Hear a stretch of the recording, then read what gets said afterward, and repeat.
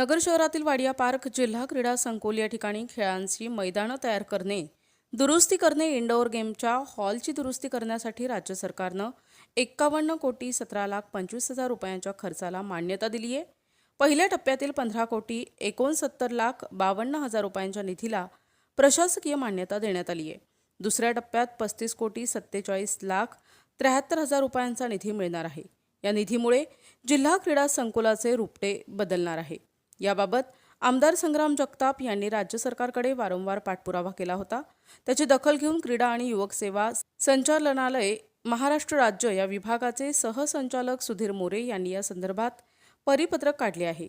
नगरमध्ये भव्य जिल्हा क्रीडा संकुल उभारण्यात आले आहे, परंतु तेथे पुरेशी सुविधा नाहीयेत।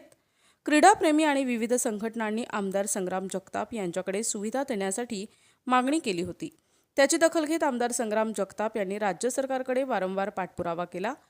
त्यांच्या पाठपुराव्याला यश आलं असून जिल्हा क्रीडा संकुलासाठी 51 कोटींच्या निधीला मंजुरी मिळाली आहे। पहिल्या टप्प्यात 15,69,52,000 रुपये निधी मिळणार आहे। यामध्ये 400 metre synthetic track, cricket ground lawn, stadium करता स्प्रिंकलर सिस्टीम करणे, कबड्डी, खो खो, बास्केटबॉल, व्हॉलीबॉल मैदानाचे डोम रूफ, ग्राउंड आणि इतर बाबींचा समावेश आहे।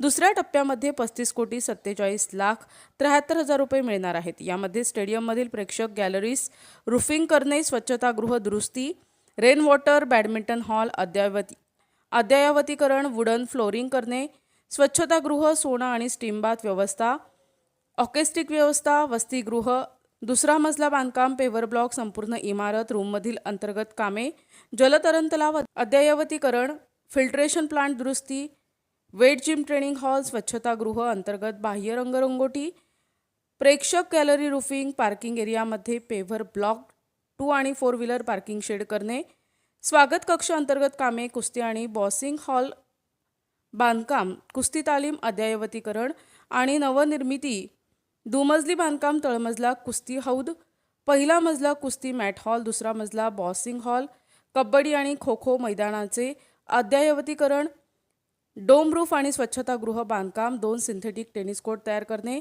सीसी रोड अँड वॉटर गटार व्यवस्था, विद्युतीकरण अंतर्गत आणि बाह्य ड्रेनेज लाईन व्यवस्था, पाईपलाईन व्यवस्था, रूफटॉप सोलर पॅनल व्यवस्था, स्टेडियम, बॅडमिंटन हॉल, वसतिगृह, जलतरण तलाव, कुस्ती हॉल आदींचा समावेश आहे। राज्य सरकारकडे आमदार जगताप यांनी केलेल्या मागणीला मोठं यश आलं असून निधी मिळाल्यानंतर जिल्हा क्रीडा संकुलाचं रूपडं पालटणार आहे।